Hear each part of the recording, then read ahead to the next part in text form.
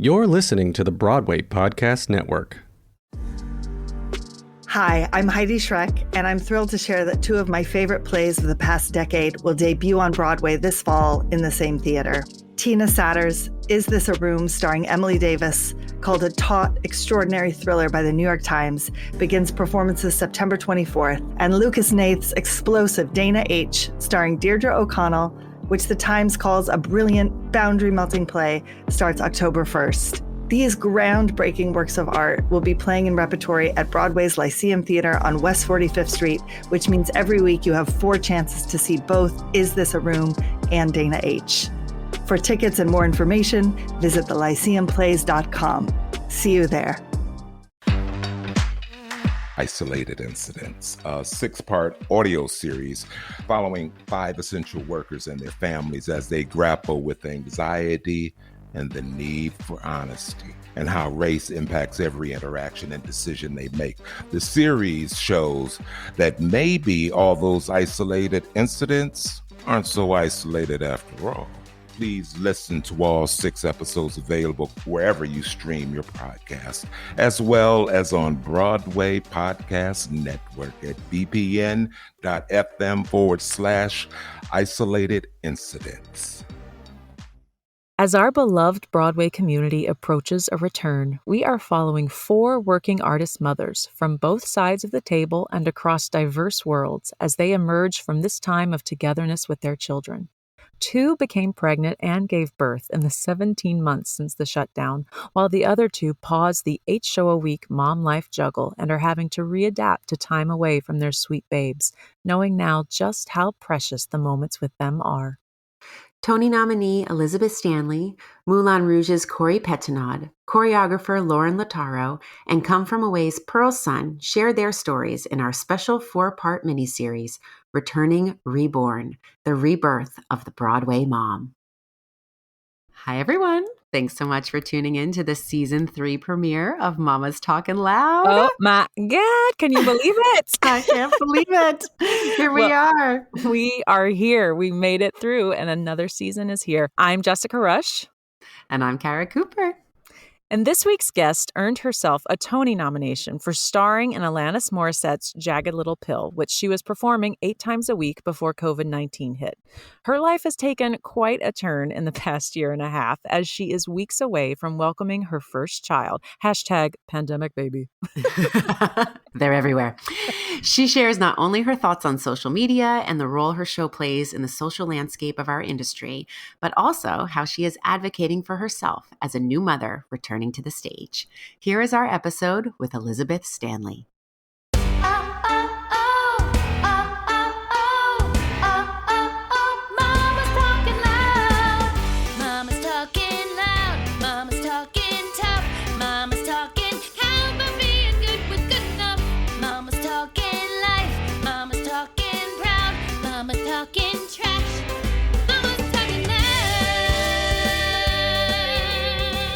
Good morning, Elizabeth. Oh, welcome. Hello. I should have warmed up first. Girl, tell me about it. We are so happy to have you here. Y'all listeners, those of you who've been with us, this is the very first episode we're recording of our 3rd season. Holla! Amazing. It's crazy. What is this, like 78 or something? Yeah. I don't even know. Yeah. Oh my gosh. Yeah. Congrats. A lot of That's episodes. really cool. Thanks. Thank you. Welcome to you, Elizabeth Stanley, Tony Thank nominated, you. fabulous, expectant mama like any day now, right? Are we in the Yeah. final countdown? Yeah. Yeah. Yeah, we're there. Mhm. Well, and I have to say, I noticed that you emailed us at 3:30 this morning. Uh-huh. So clearly the pregnancy insomnia is Happening. yeah. It's real, right? It is so real. I know the last couple nights I've woken up around 3 and then just kind of can't get back to sleep for 2 or 3 hours. And so I Yep. was like, well, Yep. Here we are. I read so many books Answer when I some was emails. pregnant. Like in the middle of the night, just like plowed through books because I never slept.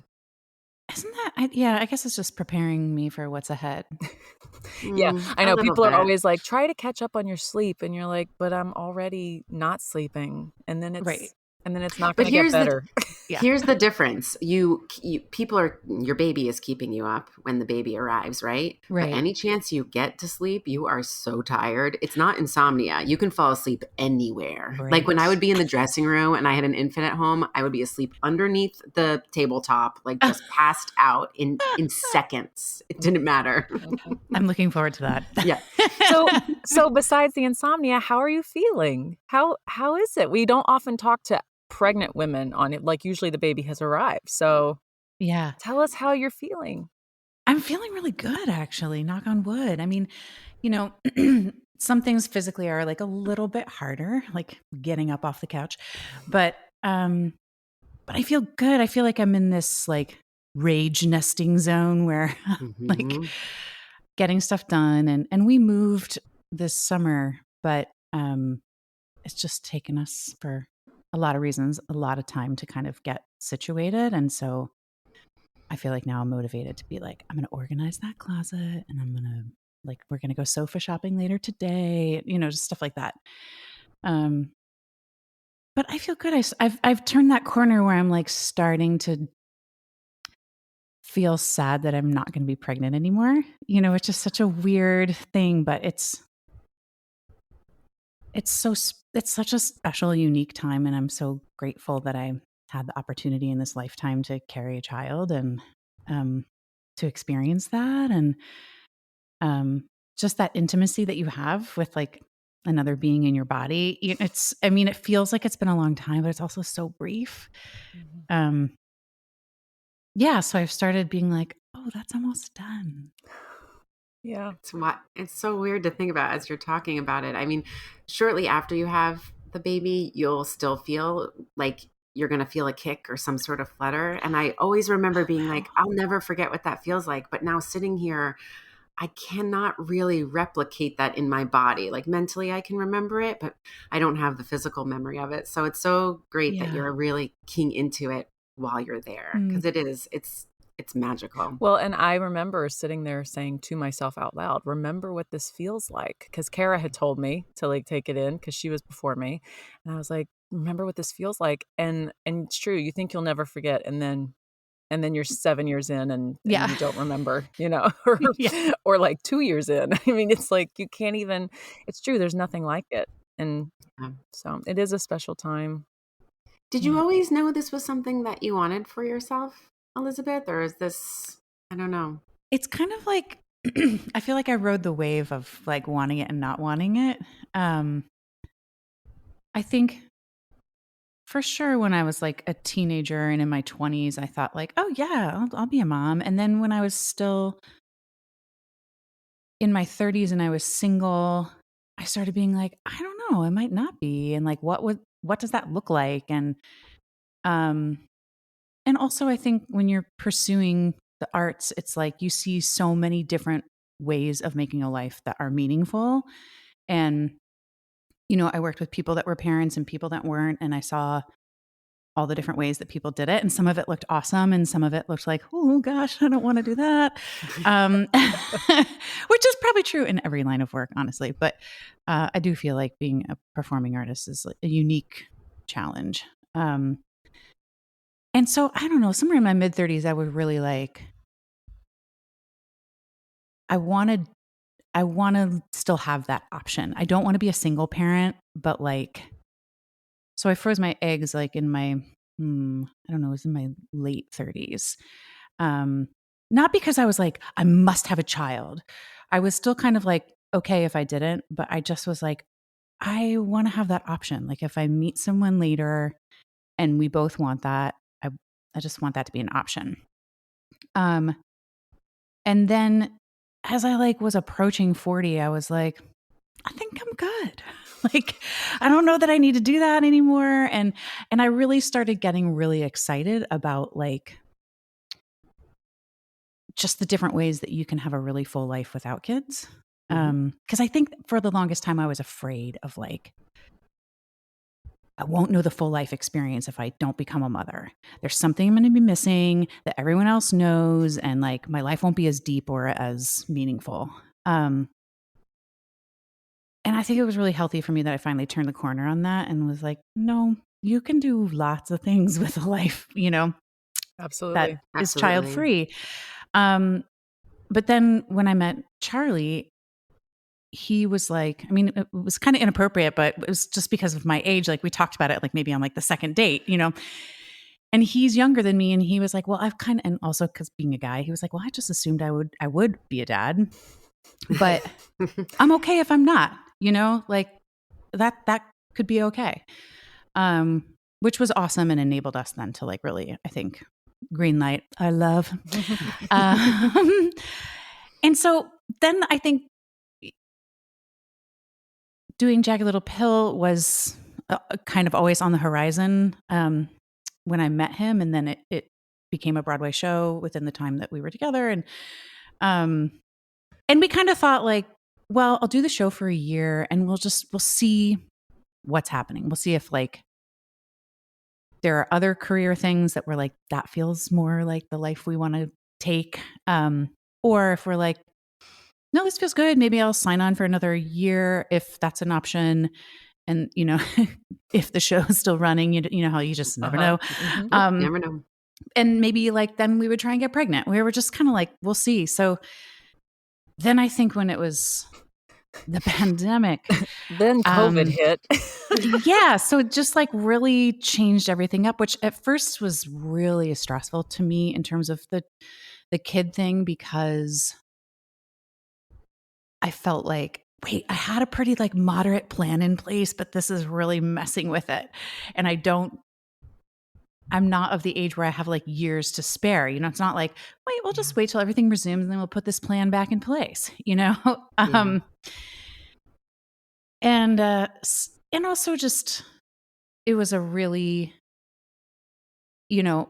career high for me that I wasn't willing to just be like, whatever. Yeah. And so, but the longer it pressed on, I kind of was like, just feels like we should try and see what happens. And there's so much uncertainty. And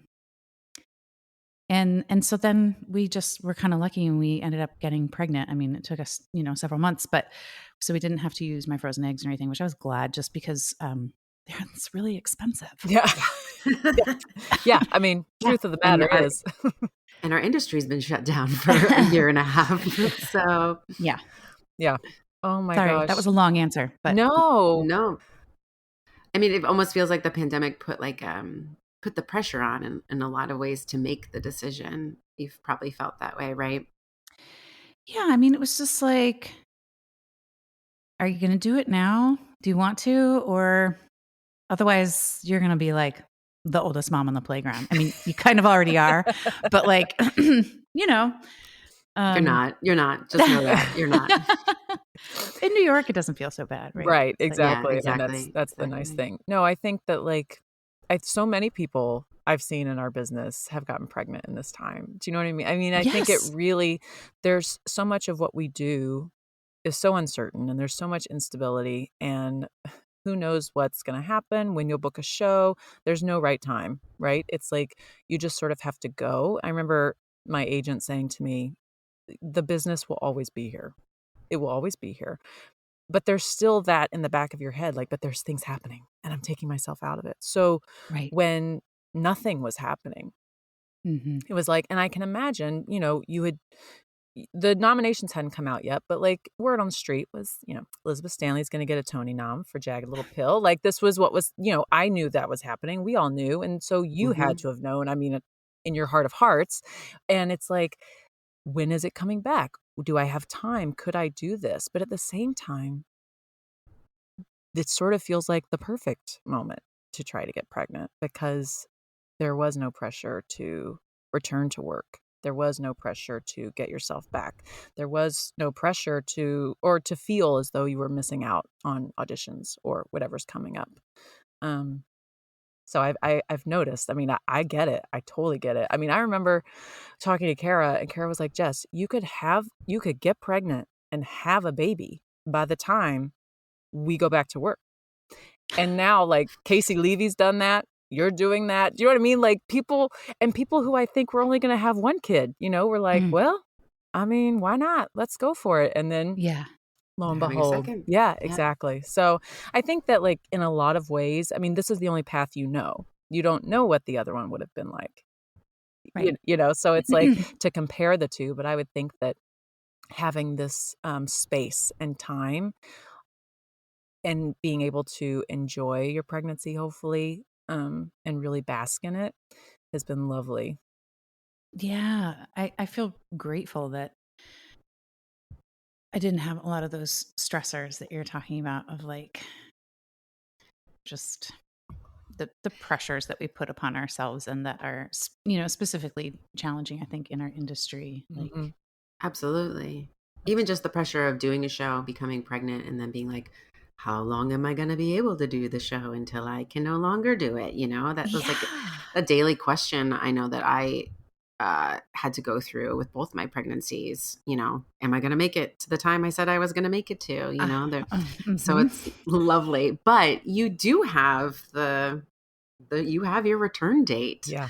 And it is not long after you are supposed to have your baby. So how are you feeling It's about real all close. of it? Well, Real. we just finished kind of those conversations and negotiations, and I have to say the show is really being awesome, and they're letting me come back whenever I feel ready, because I don't- this is maybe for editing or not. Because I don't know if she's public about it. My understudy is also pregnant. So Laurel Harris is Yes, my I knew that. understudy. I knew that because Rob is in my show and Rob Okay. posted it in our he posted it in our group though. I don't know if he's like, we'll see when we put this episode out. Yeah. Yeah. Yeah. So she's having a baby a couple months after me. And, I wrote the team, like the creative team and the producers an email, I don't know, like in the spring when I was doing my first like public performance. And I was like, I'm showing, they're going to see. I just want everyone to know what's up, Mhm.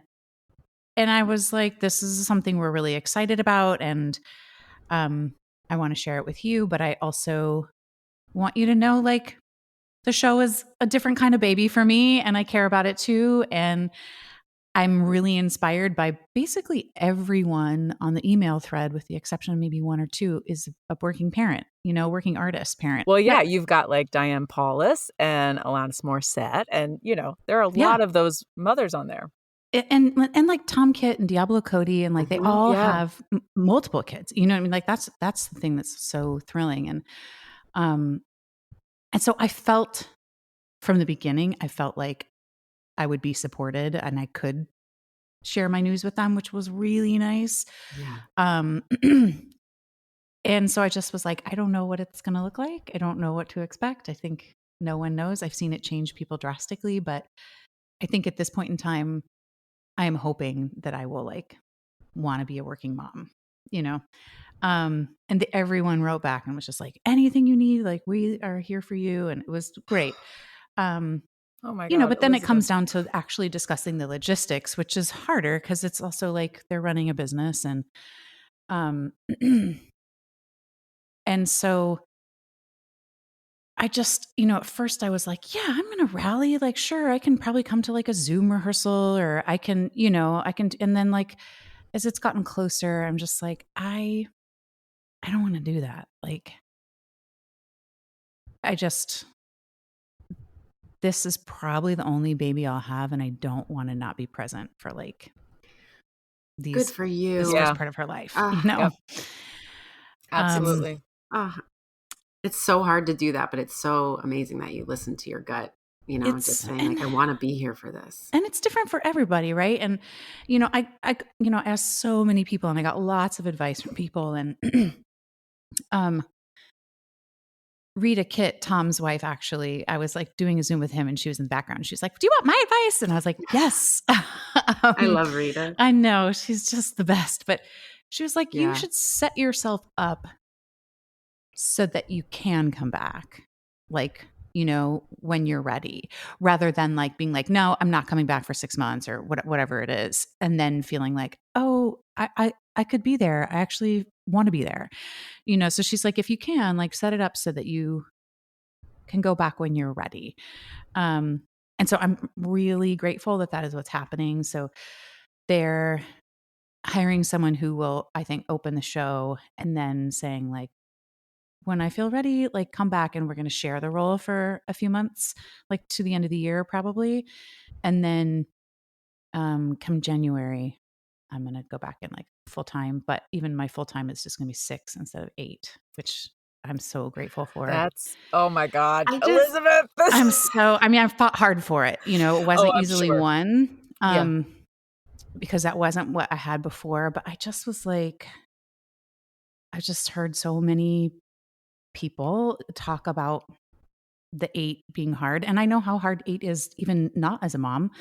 And just, you know, I just was like, this is an extraordinary circumstance. Like my baby will not even be a year old. Like I might be able to be like, I'm going to rally if, I don't know, if she were 1.5 Well, even. or if you were in the ensemble, to be honest, like that's a different experience than leading a show. You are starring in the show. You are the mother. You are a grounding force within the production, and that carries a weight in and of itself as well, you know? And now that you've been Tony nominated, that's part of it too. That's a that's a thing. It's like Tony nominee Elizabeth Stanley, you know, it's like and pressure.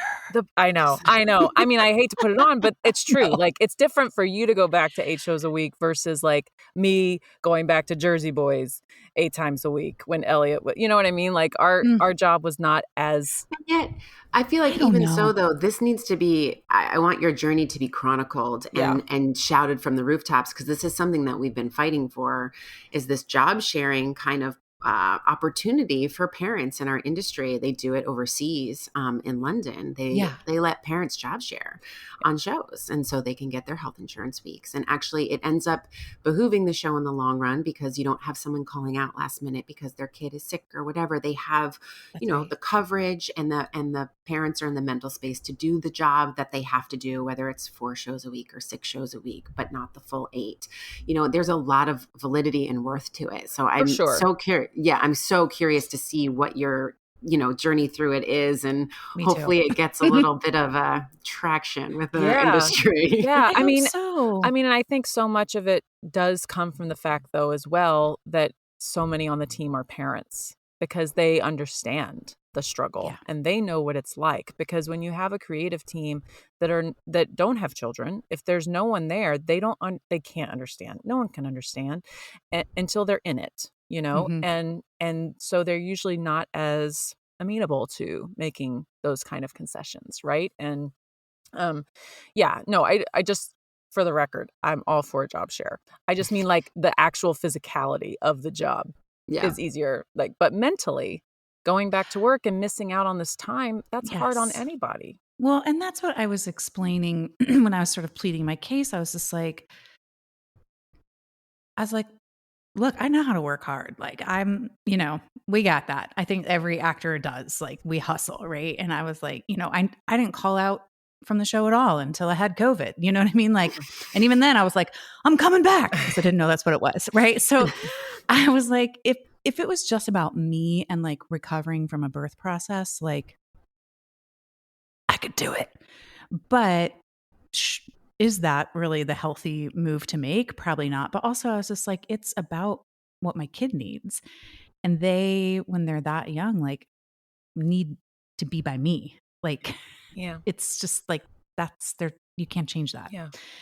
Well, and I think these are the conversations that are happening more and more, right? I mean, they're talking about just within the normal workforce as well. There's the great resignation that they're calling it, because people are realizing what I was doing before was not working. It was not healthy. It was not sustainable, ultimately, without detriment to our bodies and our mental health. And I think that these moments are going to happen more and more. And I said this on another episode, but it was like, if we all stick together, the producers have to make changes. They have to start to recognize these things. And it does come from having people in charge and in positions of power, mainly women, I do have to say. Like, here, holla for Tom Kitt, but I know that it has so much to do about having women in the positions of power, and women who are mothers specifically, because they understand it and they recognize how important it is. And so the more we can speak up and the more we can ask for what we need, the more hopefully some change will start to occur. Yeah.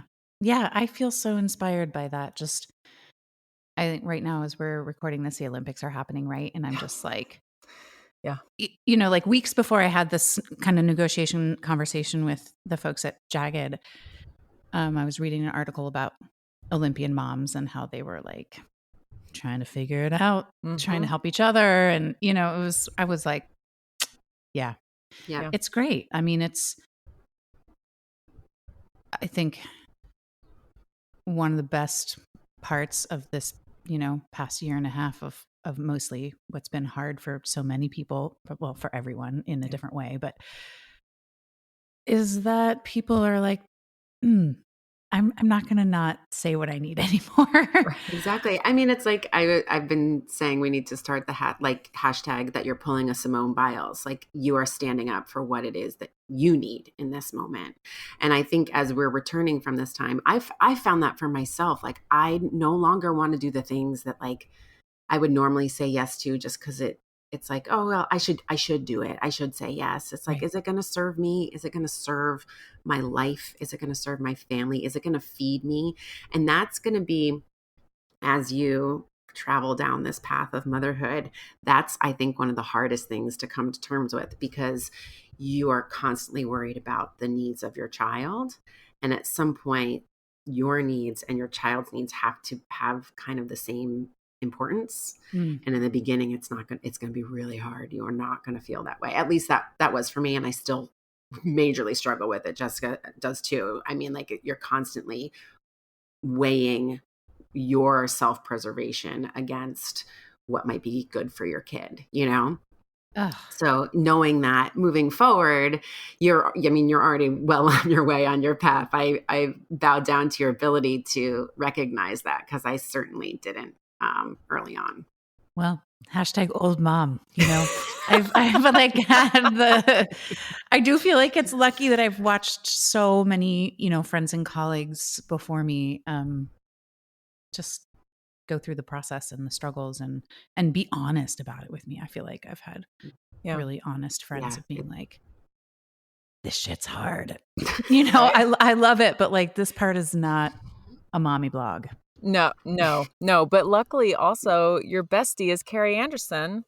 Yeah. Who we had on as well. She's amazing. She's so amazing. A therapist and actor turned therapist. And so I'm sure she's a mom, obviously. Check out her episode, you guys. But she probably has so much wisdom and is so helpful like along the journey for you. And it's great to just have this community, it's just, we are stronger together in all the ways. And I do think that the time is ripe for conversations to be happening. We're going to take a quick break. Don't go anywhere. We'll be right back.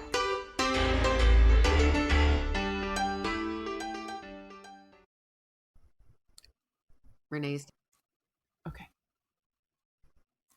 Holy moly, Kara, we made it. Summer is here. Yes. And it couldn't have come soon enough. My brain needs a break. For real. And with all the vaccination numbers going up and cases going down, people are ready to be out and about, honey. I mean, what a difference from our world last summer, right? So crazy. Totally. And while that's awesome news, it also can lead to all sorts of new anxieties and mental distress. Good news is there's BetterHelp. Absolutely. BetterHelp pairs you with a licensed therapist who you connect with in a safe and private online environment. Even better, you can send your counselor a message at any time, day or night, whenever you're in need. So many people have been using BetterHelp. They're recruiting counselors in all 50 states. It can be difficult as a mama to make time for yourself and your mental health, but it can be done with BetterHelp. And we want to help you start living a happier life today. As a listener, you'll get 10% off your first month by visiting betterhelp.com/BPN. Join over 1 million people taking charge of their mental health. Again, that's BetterHelp, HELP.com/BPN. Isolated Incidents, a 6-part audio series following 5 essential workers and their families as they grapple with anxiety and the need for honesty, and how race impacts every interaction and decision they make. The series shows that maybe all those isolated incidents aren't so isolated after all. Please listen to all 6 episodes available wherever you stream your podcast, as well as on Broadway Podcast Network at bpn.fm/isolated incidents. I want to sort of shift a little bit. Shift. I noticed, and I can edit this out if you decide this is something that's not supposed to be known, but I did notice some rings on fingers in some pictures on Instagram. We did not get married. Oh, okay. No, everyone asks, did you notice the ring on Charlie? I did. Yeah. I mean, I and then I looked at yours and I could see there was a ring there, but it was mainly the fact that he had one that I was like, Not anymore because I can't fit them on my hands. But no, so we got engaged in January of 2020, and we're planning a wedding for September, and then shifted that a few times, which was a fun time. But ultimately we just decided, like, let's just wait, because the legal part of it wasn't super important to us. I mean, we might change our mind with parenthood. I don't know. There might be things that, like, just taxes and crap like that we're like, let's just do it. Yeah. But we really felt like we wanted, like, the gathering of our peeps. That's like what the wedding felt like, what it was important for us to have be the, like, witnessed and celebrated. And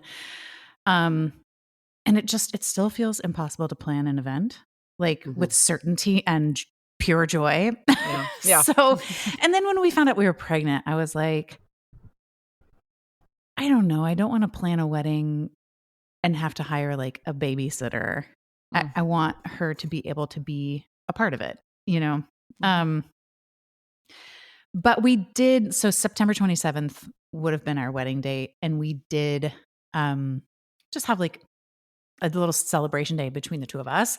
And so Charlie was like, let's give each other something old, something new, something borrowed, something blue. And so I gave him this ring that had been my grandfather's. So that's the ring that he was wearing, lovely. which he actually, it's a good practice ring for him because he just, like, plays with it and drops it a lot. And I'm like, oh no. Okay. Eric went through a phase where he wasn't wearing his at all. Oh. And I was like, where's your ring? He was like, oh, well, I forgot what show, some show he was doing. He was like, he wouldn't have a ring. I think it was Waitress, actually. I think it was for Cal. And he was like, Cal's not married. He's like, he wouldn't have a ring. And I was like, well, you're not cute. But you can wear it during the day. And he was like, no, I have to take it on and off, on and off. I was like, I'm like, so welcome sure. to my world.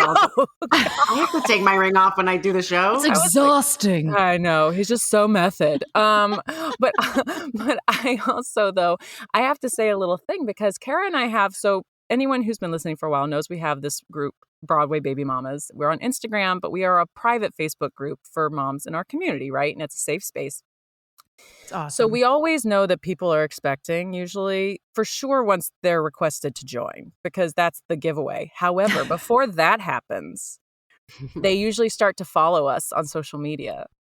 And you started following, you started following Mama's Talking Loud, like, months ago. And I said to Kara, I was like, Elizabeth Stanley's going to be pregnant. I'm telling you, I bet she's pregnant. And then sure enough, there it was. And there are a few others. I won't throw them out because we won't out them here because they haven't publicly said anything, but there are people we've noticed have started following us. And it's like, we feel like the secret keepers sometimes, because we're like, ooh, that person's going to say they're pregnant. That's so cool. There was that, but then also you did order bracelets from Ivy and Clark. You ordered the fertility. I was just going to say that because we were trying for like 6 months before we got pregnant, and that, like, at my maternal age, at my AMA, geriatric pregnancy. That's right. That's when they're like, well, if you've been trying for 6 months, then you should just, like, run some tests to just see what your bodies are doing, right? So it was like around that time, And so I was just like, putting in energy in lots of different places. And I was like, I'm ordering this stack for myself. Because I'd been so impressed at like this business that you started among all the other things that you do, but like, and that you do it with your daughter. It's just like so awesome. Thanks. And so, but I got your stack the day I found out I was pregnant. And so it just it felt like this, I don't know, good luck charm. And so I like did not take it off for like the first like trimester, because that's, it's just like such a scary time that you're just like, please let everything keep going okay. Oh, I love that so much. I love it so much. Oh, that's so great. And I want to say kudos to you, because I just saw your final post on Instagram. You were like, I'm taking a hiatus. First off, the photos are gorgeous. You're so beautiful. I mean, like, could there be a more stunning mother goddess about to have a baby? Like, you look on a rooftop. It helps to have Jenny Anderson like taking the photos. I mean, but she's got a great subject. So, but I just want to say, like, kudos to you for taking yourself out of the space, and out of social media, off of social media, saying, I'm going to be present, fully present in this time. Yeah. Social media is like, I know. I mean, I think everyone has a love-hate with it. I know very few people who are just like, I love it all the time. Ellen Marsh. No, I'm just kidding. I mean, some people are so good at it. That's the thing. Right? Yeah. I definitely know people I'm like, you thrive here. It's really impressive. It's like, I wish that I had that relationship with it sometimes, but not it. I definitely don't. No, definitely not. And knock on wood, I generally have been someone who is not like plagued with jealousy and like comparison in my life, but in this industry too. I've just, I don't know. I've been lucky in that way. I have like supportive friends and other things, and I've been able to just keep my eyes on my own paper. You know what I mean? Like, I never visit any Broadway website, like not Playbill, not Broadway.com, not because I don't like them. They're awesome. And sometimes it means I'm like, oh, I had no idea that was happening. And everyone's like, okay, Elizabeth. But I just knew for my own sanity, it's just better. I just trust that what's meant for you is going to come to you, and don't be like emailing your agents every time, like, oh, I heard this thing is coming down the pike. It just, because for me, it made it worse, not better. But I gotta say, this last year, I did not feel as cool about the jealousy stuff. And it just like crept in a way that was new for me, like to a new level, where I was like, oh my gosh, well, they're like writing a book and releasing an album and doing a concert and starting a business. And, and I was just like, stop. Don't do that. But then that coupled with like, I started following lots of mom things on the gram, and some of that stuff is scary. Like, my midwives are really awesome, and they're really into the mental health of the mom. It's like a huge part of their practice. And a couple times I would come to them with questions like, well, I read this article that blah, blah, blah. And I was like, just don't read those articles, Elizabeth. Like, don't be clicking on that. And I know this is going to be hard, and I'm not saying I'll be successful at it, but I don't want to be on my phone all the time in my baby's face. You know what I mean? Like, I don't want to be like breastfeeding and doom scrolling. Like, that just feels like a terrible combo. I'm sure because it's hours of your life, like, I'm going to want distractions of other sorts, but there are books. There are books. Exactly. That's exactly. I was like, catch up on your reading. Do something that's good for you, And so I think it was sort of a self-preservation thing, but also like a preparation thing, where I was like, also right now, I don't need to be thinking about that stuff. Like, that's not because helpful. You can't, like, none of that. The stuff on the mom stuff, that you don't need that added on. Like, you don't need the added stressors of that. But then business wise too, like, that's not going to be your world for a while. Right. So it does nothing. Like, unless you can fully go in and feel just positive and supportive, you don't need that. You don't need to Right. see what is happening, what's going on. Like, be in this moment. This is so special. And like you said, this might very well be your only child. Like at the time, I didn't know Elliot was going to be my only. And I still like, I feel like I took advantage, but I definitely wish that I had been even more present than I was. Remember, and I said, I was consciously saying, remember this, remember It's this. hard, But I right? still Yeah. wish, like, it's that saying of like, I don't wish I had another kid, but I wish I had my kid back at the beginning again, just to sort of like be more aware and present of each moment and milestone and things that were happening. Because when you're in it to win it, Eric says it's like being in outer space for the first 3 months. It's like, Yeah. it's such a crazy space, and like you're just trying to survive, truly. But I think taking out Instagram or social media from that equation will be super helpful, just for you, for your sanity as you move through this massive transition. And you're like, this sort of segues into something else I want to talk about, which is that Jagged Little Pill, it's like the most woke show, right? There Hashtag is. woke. I know, hashtag woke. I know, that show was leading the charge with the conversations around just like LGBTQIA, like everything, and racism, all these different social justice issues. And then to have found ourselves in this place when everything came to a head last summer, for sure, during Black Lives Matter and everything like that. Like, how has it? I know that for my company, we've had Zooms and we've had cast conversations, and we're going to have anti-racist training coming back. But how has it felt to be, first off, I think, on social media during this time, and knowing that like your position within that show, probably a lot of people were looking to see how you responded, right? I know that I know that some of us were being looked at to say, like, are they speaking up? Are they being an ally? Are they actively trying to listen and be more anti-racist and more aware, and speaking up for the LGBTQI A plus community and all the things? Has that? I mean, you're going to be off social media, and I know that you have posted things. I mean, I've seen that. Like, you're clearly an ally. But going back to your show, do you have any sort of like hesitation with regard to the content of the show itself, or how it's portrayed on stage, or the role that you play within that community? Because I know you have some trans cast members, right? Or you have some non-binary cast members, and this new I don't know quite how to say this or what I'm even asking, truly, probably, but um I have hesitation going back to my show. Yeah. It's like, I don't want to say the wrong thing, and I don't, out of just ignorance or not realizing. And so that is almost twofold with you and your show. And how is that? Like, have you guys been working on anything? Have y'all been talking to one another, or are there plans for your company to do any sort of work?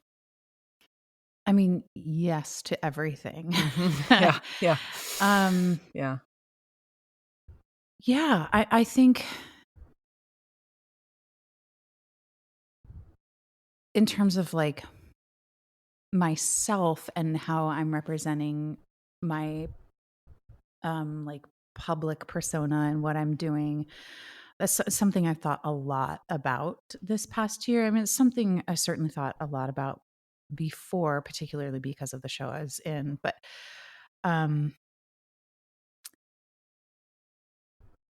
one thing I really learned about myself is I feel like social media is not the place where I thrive in terms of my activism. And I've kind of had to make peace with that and know, like, there are other things I'm doing, other conversations I'm having, other donations I'm making, and everybody, as long as everyone's doing something, right? That's okay. Because for me, the conversations require so much nuance.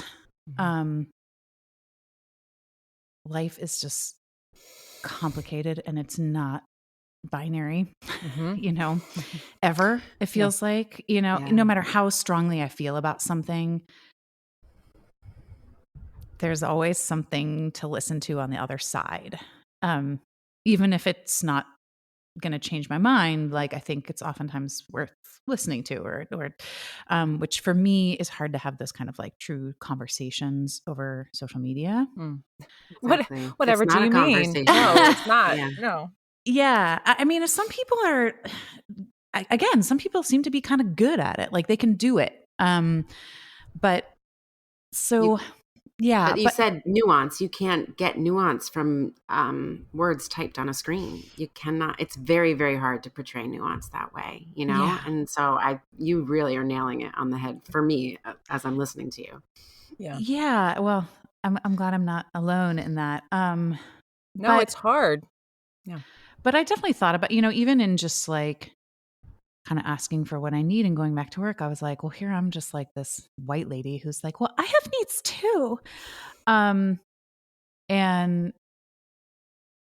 took me some time to kind of wrestle with that and be like, well, yes, you can fight for the needs of other people and also have needs of your own, and look at the big picture and see where you fit and where do your needs fall on the sort of important spectrum. And, I mean, Jagged has been a show that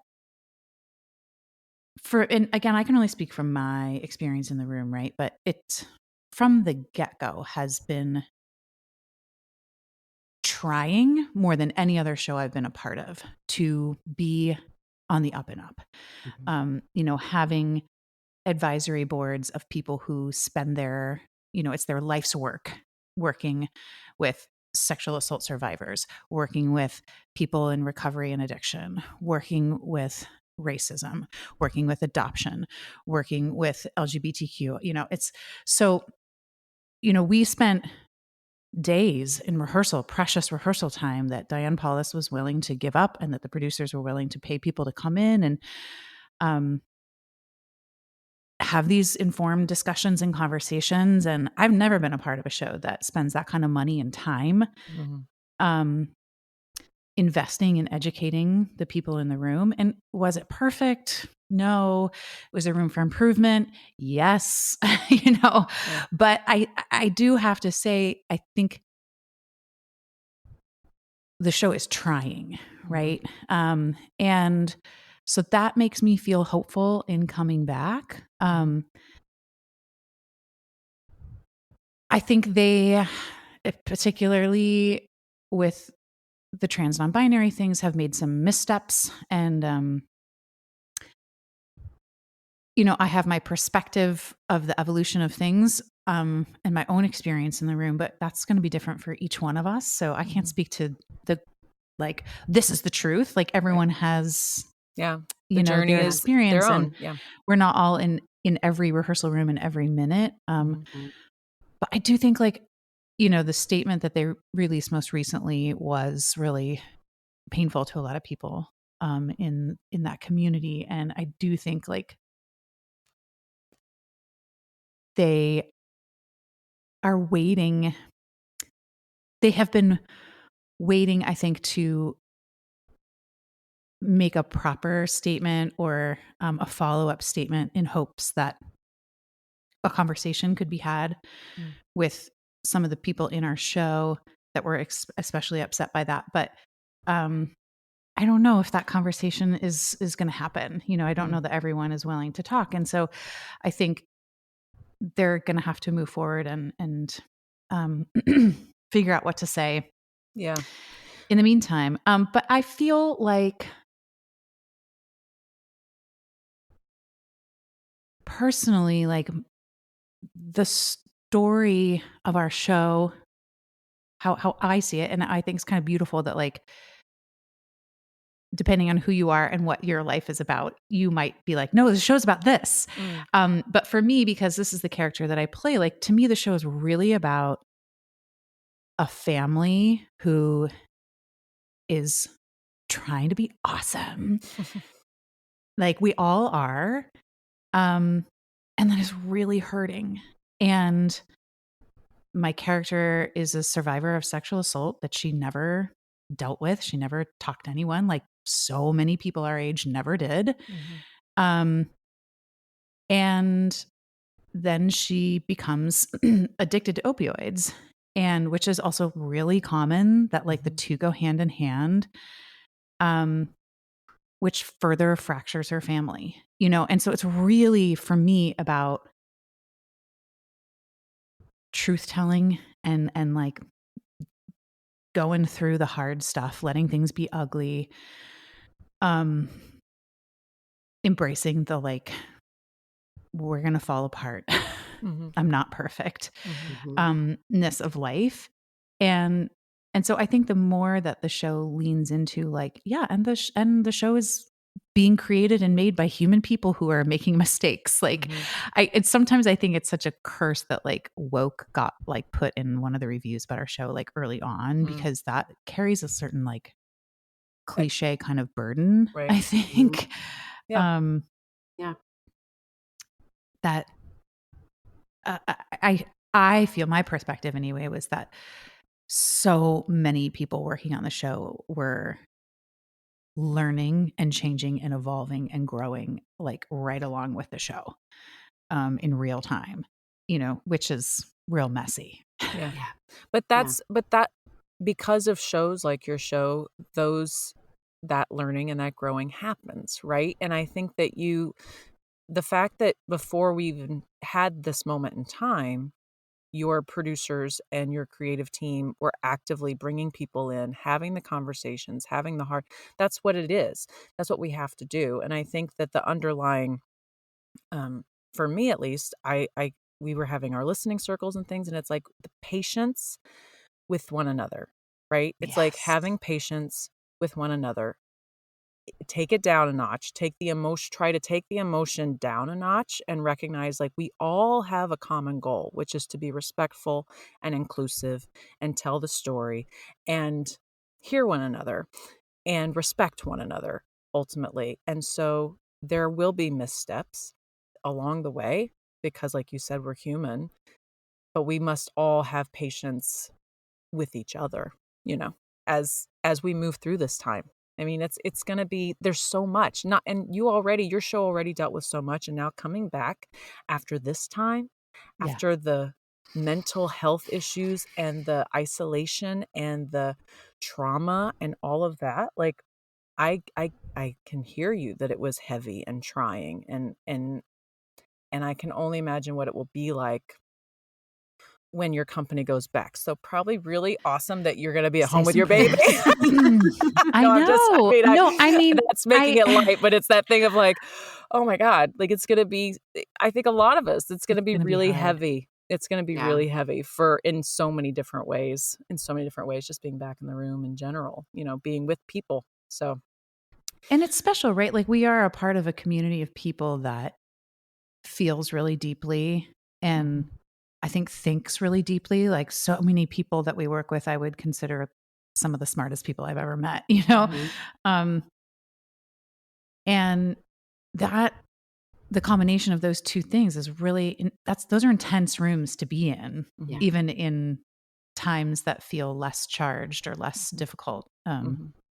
So I think it's also thrilling. Like I feel so excited to be amongst this great community of people that are like willing to feel their feelings and I think do hard things. Yeah, right? Totally. Yeah. It's like the positive here ultimately is that we are all wanting to do the right things and make the changes and listen. Like we're not a people who are really averse to that, you know, and they're like, I don't want to hear it. I don't want to hear your journey. And this is what I'm doing. Most of us are not like that. Most of us are terrified of, you know, saying the wrong thing or hurting someone. Like we don't want to hurt. These are our families. These are our show families. Like the last thing we want to do is hurt anyone in the room and in our community. And so I think just coming in from that place right off the bat already, hopefully that we all can recognize we're all here for this common good and support and love and lead with that.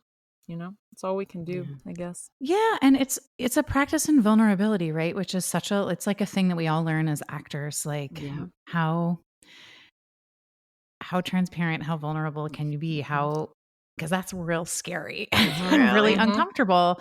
But I think these rehearsal spaces, hopefully, and on their best days, embody that and allow us to be like really vulnerable and big mistake makers and apologizers and learners, right? Like, well, yeah. That's so true. Kara, I was just going to say, as we come to a close here, as we start to wrap up, I was going to, so we've decided we want to hear what would be, because of mental health and everything that, because this is a massive transition. This is just as people moving back into the world. I mean, it's a lot. And then add on top of it, like this new life chapter that you're about to embark on, everything. It's so exciting. What would be your mantra in moving through this time? If you had a mantra, what would that be? I'm like, I want to say the perfect thing. No pressure. Say what you feel. Like one word if you want, whatever the mantra, whatever you feel. I think a good one is like be curious. I love it. Just staying open to the things that make me uncomfortable or challenge me. And wondering, why is that? Why don't you like that? Why does that feel weird? And then just genuinely being curious about each other, right? I think that's what strikes me as we go back. It's like, and I feel like actors are so good at this already, but just really being gentle with each other. Like, because it can, it's especially when you're putting up a big, expensive Broadway show, it's just like things can be tense and we can be taskmasters and just bust our asses and, but I think just really checking in with each other, like, how are you doing today is going to be really important. Yeah. I think it's so perfect for the return to work, but it is also so perfect for this next phase of your life. Yes. Being gentle with yourself and also being curious about the new person you're going to become. Like we're going to speak with Corey Petinod. We spoke with her already and she had just kind of had her baby. I think Carver was like 3 months old when we spoke and she's like, I am just getting to know this new person that I am. She's like, sure, I'm getting to know this baby, but I'm also getting to know this new version of myself. So to be curious and gentle through that process as you're going to shift and change and be like, I'm in this new skin. I don't know who this person. Yeah, for sure. Thank you for sharing that. I think I hadn't been thinking about that as much for myself, and I'm sure I need to. Yeah. Well, yeah, you will inherently once you're in it, but good you're already in the right headspace for it. So. You are for sure. And before we go, I just want to tell you just be aware of how often you can say, hey, I want to go down the street to the store. And then you just like grab your purse and you walk out the door like that fast. Just take that in because do it now. Because you never again will ever leave the house that like carefree, just feeling like, oh, I don't have to worry about the things I have or a diaper bag or what I'm feeding my child or what they're going to need later. You just snacks. I don't need to have any snacks. I don't need snacks. Like we were in the car today on our way to Costco and my son was like, he was like, I'm hungry. He's like, what do you have to eat? I was like, nothing. He said, Mom, you don't have any snacks? I was like, no, I don't have any snacks. You just ate breakfast. We are on our way to Costco. It is going to take us a half hour and you will go home and you will eat something there. He could not understand that I did not have any snacks. Yep, it's the truth. So just pick up that purse and walk out the door, just unencumbered because that won't happen. Oh God. Yeah. I mean, it's going to be great. It's going to be great. Sure. It's going to be great. No, just heavy.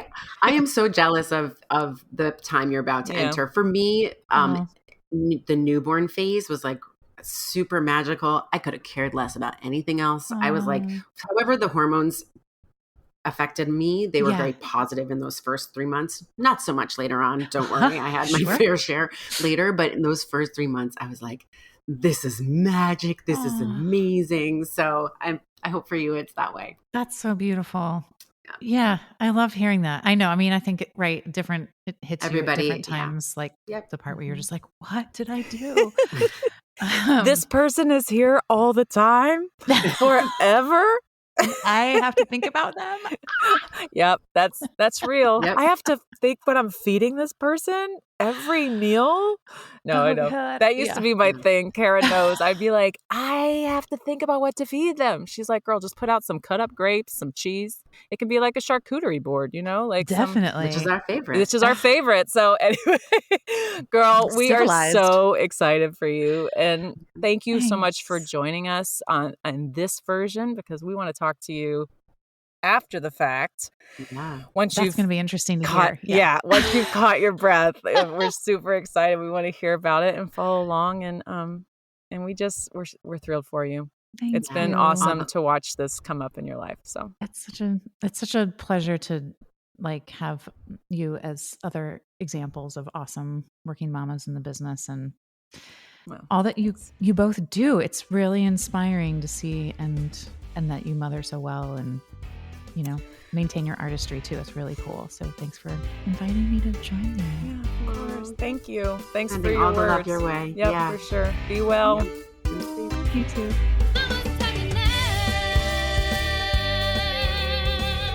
Thanks so much for listening to this episode of Mama's Talking Loud. Special shout outs to Justin Squiggs Robertson for our fabulous new graphic, Kristen Lopez, Bobby Lopez, and Justin Wardweber for our awesome theme song, and of course, the Broadway Podcast Network for bringing us to you.